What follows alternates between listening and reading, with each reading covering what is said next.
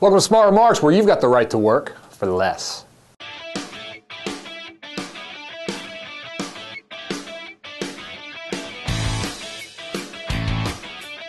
So I see where we've completed yet another lap in the race to the bottom. Michigan Governor Rick Snyder this past week signed a right-to-work law, which means that people who work in a workplace that's unionized don't have to pay dues or other fees to support the union. It sounds like such a minor thing, but it's led to huge demonstrations outside Michigan's capital, where Democrats and union members have vowed political revenge upon the Republicans who rammed this through, vowing to take revenge at the ballot box. And that may happen or it may not happen, but I have a question about all this. My question is, what's the point of this legislation? The Republicans who rammed it through the legislature in Michigan say it's all about freedom, rights. See, the right to work. We're protecting your rights.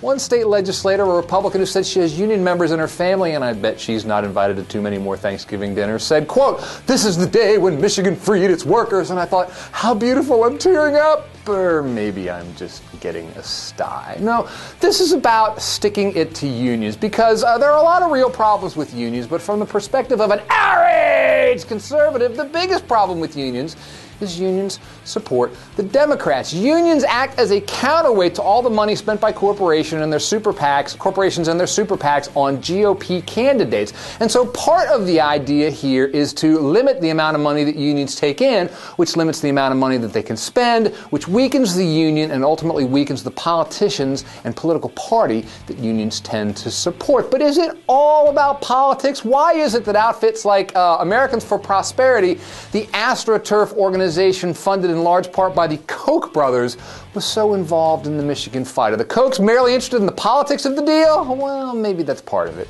But maybe they're also interested in their long-term profitability that may come out of this deal. Because right-to-work laws are supposed to boost economic growth. It's going to bring jobs to Michigan! And, you know, maybe it will, because employers are always looking to lower their labor costs. And in a right-to-work state, in a state where unions have been emasculated, organizations can pay workers less. The Economic Policy Institute, among many others, has done research showing that right-to-work laws lead to lower wages and fewer benefits in states that have those laws. EPI estimated a 3% decrease in wages for all workers, and also decrease in retirement benefits and health coverage as a result of right-to-work laws. Some conservative media outlets are trying to say, no, this isn't true. Right-to-work laws actually lead to an increase in wages.